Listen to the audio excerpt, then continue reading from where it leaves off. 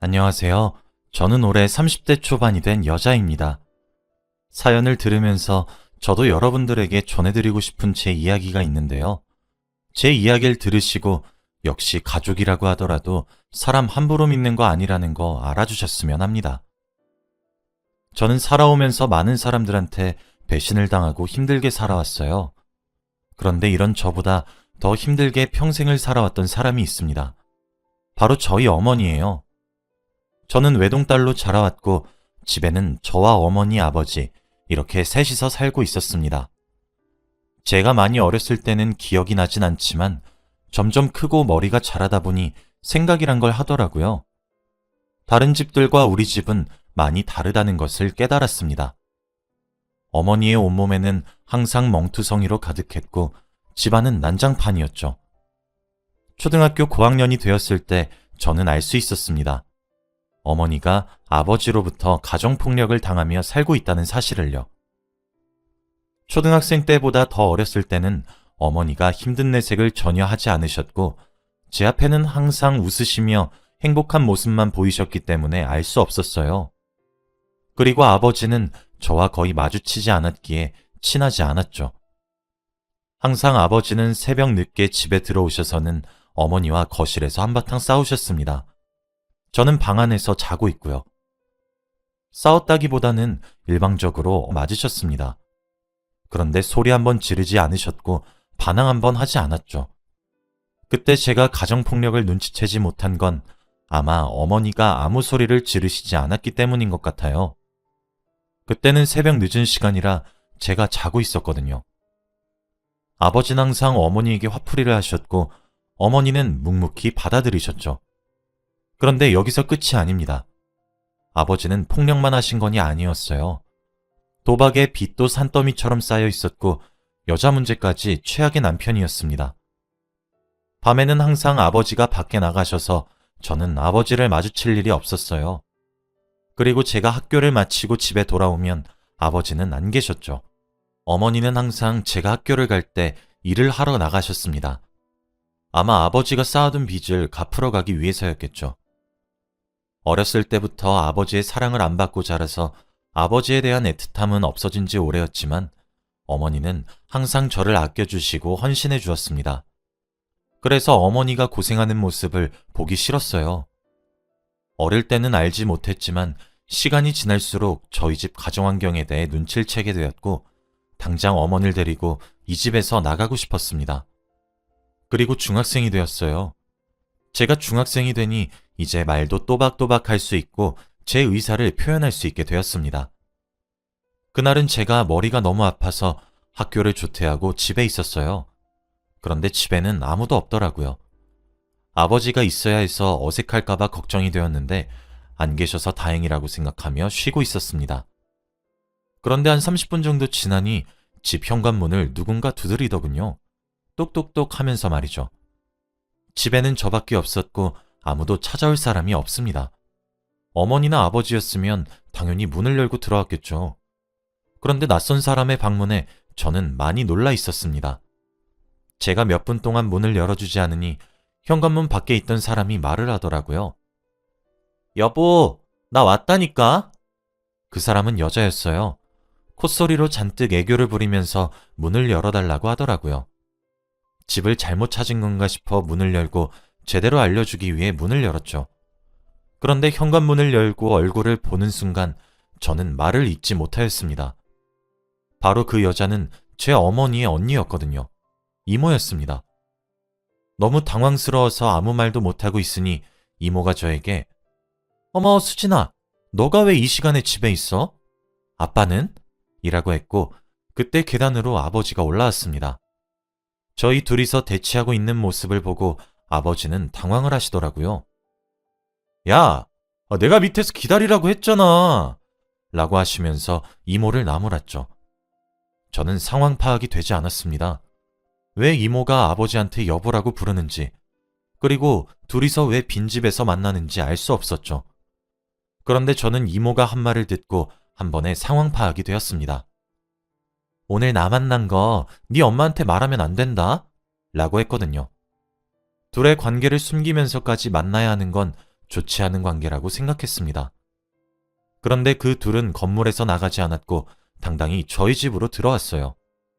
이모는 저에게 이왕 들킨 거 너랑 우리만의 비밀이다 라고 하면서 저희 집으로 들어와 아버지와 히히덕거리며 어머니가 누워있어야 할 안방으로 아버지와 함께 손을 잡고 들어갔습니다. 저는 그날 아버지한테 엄청난 실망을 했어요. 어떻게 다른 사람도 아니고 자기 아내의 친언니와 불건전한 관계를 맺을 수 있는 건가요? 어머니는 자신의 친언니를 굉장히 아끼고 잘 따라요. 정말 착한 동생입니다. 그런데 자신의 언니가 자신의 남편이랑 이러고 있다는 걸 알면 엄마가 얼마나 상처받을까요? 저는 눈앞에 어머니가 아른거렸고 그 둘을 보고만 있을 수 없었습니다. 안방문을 확 열고 침대 위에 뒹굴고 있는 이모의 머리채를 잡아버렸어요. 그리고 집에서 끌고 나왔습니다. 아버지는 저를 말리셨지만 저는 눈에 뵈는 게 없었어요. 어머니가 너무 불쌍하고 안타까웠거든요. 남편한테 배신당한 것으로도 모자라서 자신의 친언니한테까지 배신을 당하면 억장이 무너질 것 같았습니다.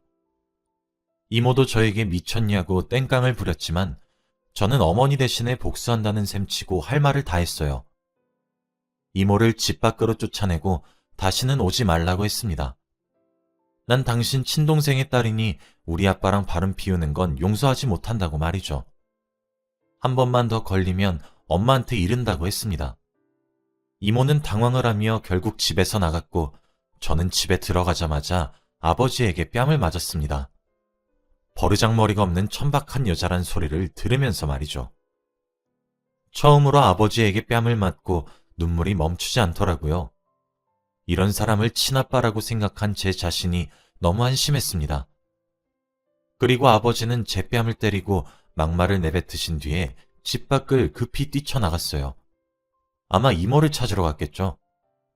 저는 그 자리에 주저앉아 펑펑 울었습니다. 뺨이 너무 아프고 이 상황이 슬프고 억울한 것보다 저희 어머니가 너무 불쌍해서 울었어요.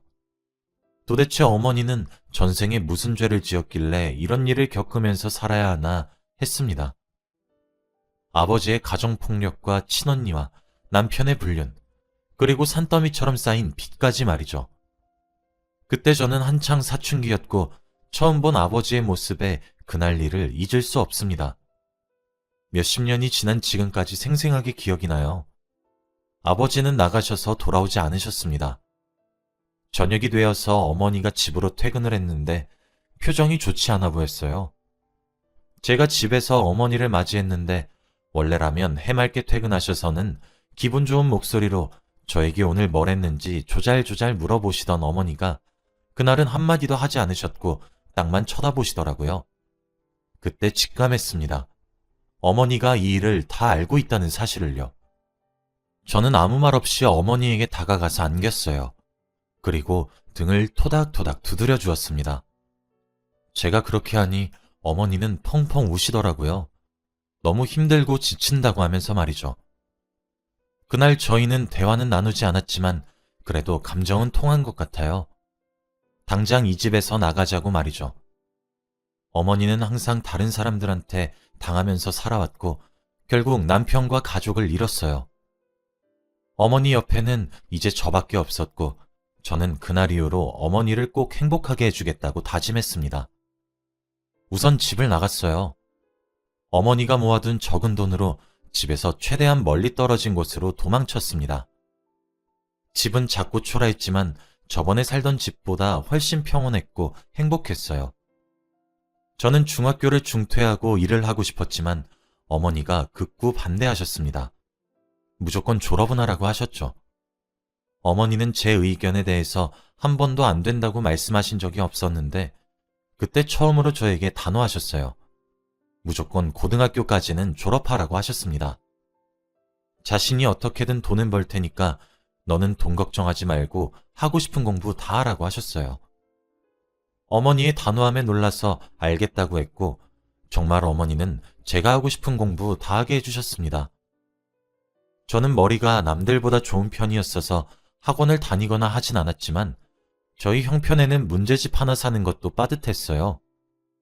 그런데 어머니는 공부에 쓰는 돈을 전혀 아끼지 않으셨고 항상 저를 응원해 주셨죠. 제 옆에서 열심히 돈을 벌어주시면서 뒷바라지 해주시는 어머니를 보니까 저도 마음을 다잡을 수 있었고 고등학교 때까지 전교 3등 이후로 밀려나 본 적이 없습니다. 어머니도 저를 많이 칭찬해 주셨고 행복했어요. 아버지에 대한 기억은 점차 잊혀져 가고 있었습니다. 어머니는 일을 능숙하게 잘하셔서 새로 이사간 곳에서도 적응이 빨라 일도 잘하셨고 확실히 얼굴 안색이 좋아 보이셨어요. 저는 어머니와 단둘이서 사는 것이 너무 행복했고 평생 이렇게 살고 싶었습니다. 그리고 저는 고등학교를 졸업하자마자 취직을 했어요. 다행히도 학교에서 저를 추천해준 덕에 나이에 맞게 취직을 할 수 있었습니다. 어머니도 너무 축하해 주셨고 이제 저까지 돈을 버니까 마음에 여유가 생겼어요.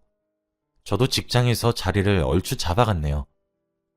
어머니와 저는 둘 다 각자의 직장에서 정직원이 되었습니다. 어머니의 회사는 작은 공장이었지만 어머니 스스로 큰 만족을 하는 회사였고 저는 보험회사에서 일을 하고 있었기에 굉장히 만족했어요. 어머니와 저 단 둘이서 먹고 살기에는 적당한 급여를 받았거든요. 그렇게 저는 20대 후반이 되었습니다.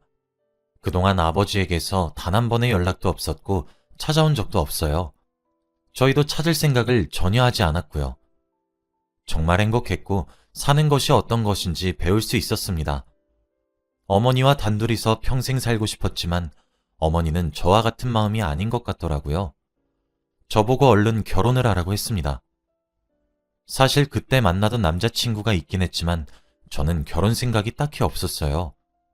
어머니와 단둘이서 지내는 게 남자친구와 사는 것보다 행복할 것 같았습니다. 그때 저와 남자친구는 만난 지 오래된 편이어서 자연스럽게 이 사람과 결혼을 할 것 같았어요. 그리고 양가 부모님도 서로를 다 아시고요. 그런데 어느 날 제가 회사에서 일을 하고 있는데 남자친구에게서 전화가 오더라고요. 원래 일을 할 때 전화를 하는 사람이 아니었기에 그 전화가 왠지 다급하다고 느꼈습니다. 전화를 받으니 역시나 급한 상황이더라고요. 혜선아, 어떡해? 지금 아버지가 교통사고를 냈다고 하는데 보험 처리를 해야 된다고 하셔서 연락했어. 너 보험사에서 일하잖아. 혹시 지금 여기로 와줄 수 있어? 남자친구 아버지가 교통사고를 냈는데 사람을 쳤다고 합니다. 그래서 보험 처리에 대해 잘 알지 못해서 저에게 도움을 청하기 위해 전화를 걸었더라고요. 저는 걱정스러운 마음에 조금만 기다리라고 하고 바로 그 사고 현장으로 갔습니다.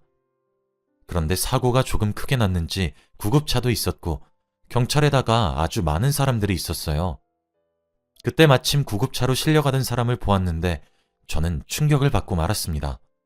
바로 제 어머니였거든요. 어머니는 충격적인 모습으로 구급차에 실어졌고 저는 상황 파악이 되지 않아서 아무 경찰을 붙잡고 이게 무슨 일이냐고 물었습니다. 그런데 생과외로 사고가 크게 났더라고요.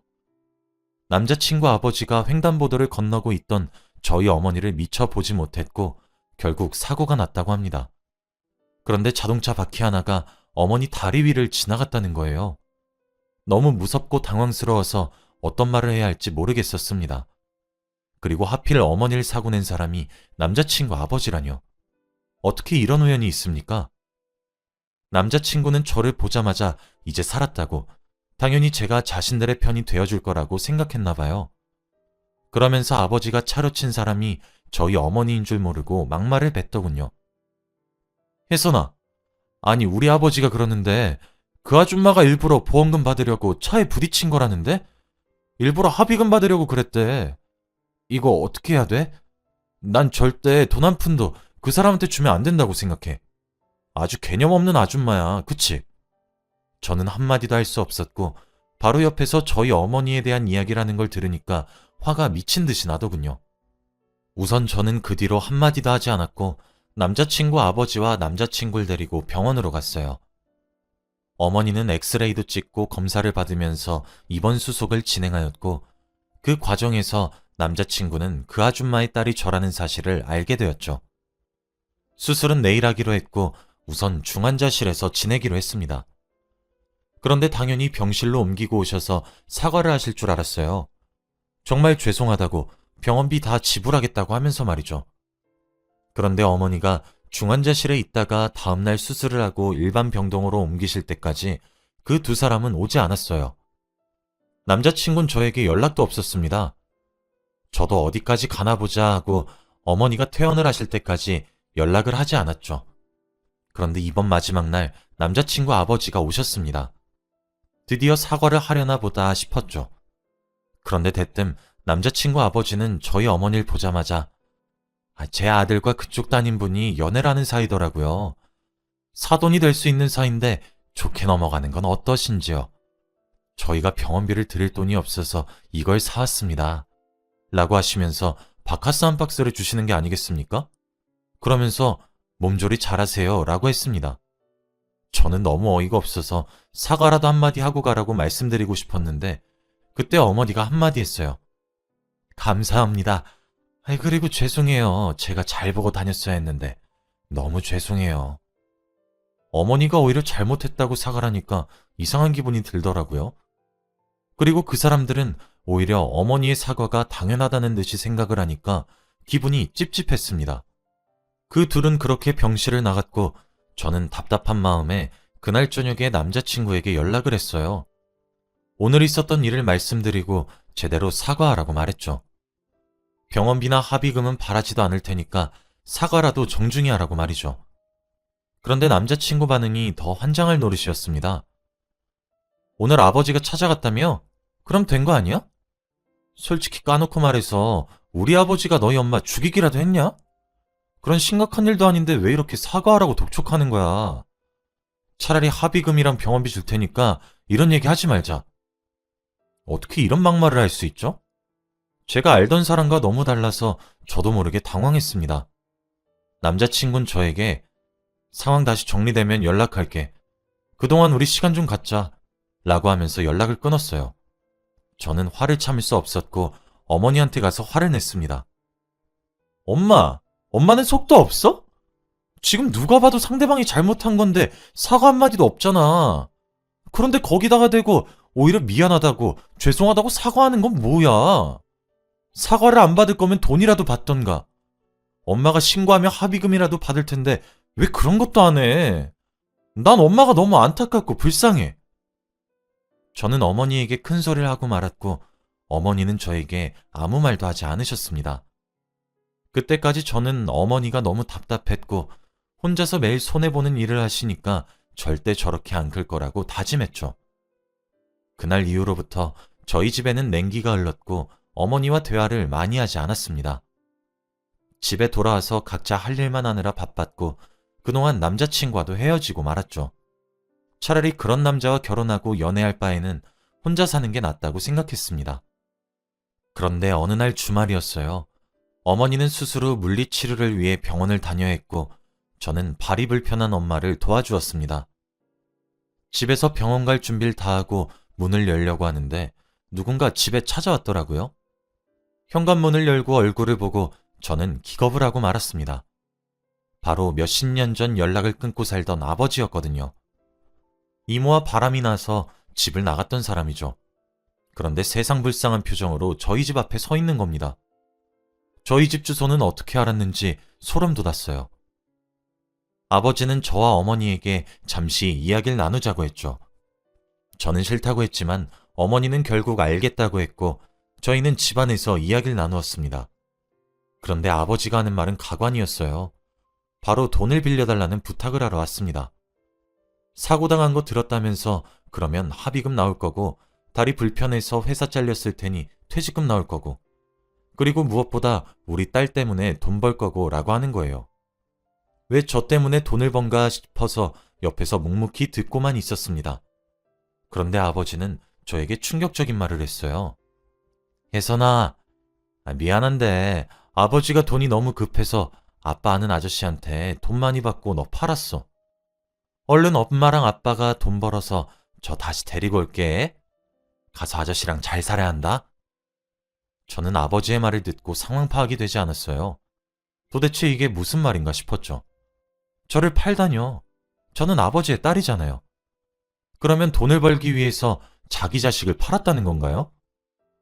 그런데 그때 어머니가 갑자기 식탁 위에 올려져 있던 화병을 내리쳤습니다.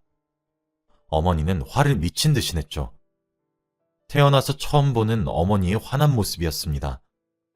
저렇게 폭력적이고 난폭한 어머니의 모습은 처음 봤어요. 그러면서 아버지의 멱살을 잡고는 나는 건드려도 우리 딸은 절대 건드리지 말라고 예전부터 말했잖아. 그래서 내가 차라리 딸 목까지 2배로 마셨는데. 뭐? 팔아? 너 정말 제정신이 아니구나. 너 우리 혜선이 건들지 않는다는 조건으로 경찰에 신고 안 했던 거야. 근데 이젠 정말 안 되겠다. 나랑 같이 경찰서 가. 어머니는 아버지의 멱살을 잡고 당장 경찰서로 가자며 집 밖으로 끌어당겼지만 아버지는 당황을 하셨죠. 어머니의 그런 모습은 처음이니까요. 아버지는 당황을 하시며 집을 도망쳤습니다. 순식간에 일어난 일에 너무 당황스러워서 아무 말도 하지 못했어요. 어머니는 겨우 진정을 했습니다. 저희 둘은 아무 말도 오가지 않았어요. 매일같이 당하고만 사는 어머니가 너무 한심하고 답답했는데 이렇게 화를 내시는 모습을 보니까 조금 낯설었죠. 어머니는 딸인 제 문제에 대해서만 예민하게 받아들이는 사람이었던 겁니다. 저는 그날 어머니에게 큰 감동을 받았고 평생 어머니와 살기로 다짐했어요. 어머니는 자신의 고통보다 자식의 고통을 더 크게 느끼셨습니다. 어머니가 제 친어머니라서 너무 좋았고 다행이라는 생각이 들었던 날이었죠. 어머니는 그날 이후로 다시 예전처럼 돌아왔습니다. 지금은 재활치료 중이세요. 다시 예전만큼 화도 없으시고 사람들한테 가끔씩 사기도 당하지만 괜찮아요. 어머니가 행복하면 전 다 좋습니다. 어머니와 앞으로 평생 함께할 날이 너무 기대되네요. 다들 부모님한테 효도하시고 행복하시길 바랍니다. 제 이야기는 여기까지예요. 들어주셔서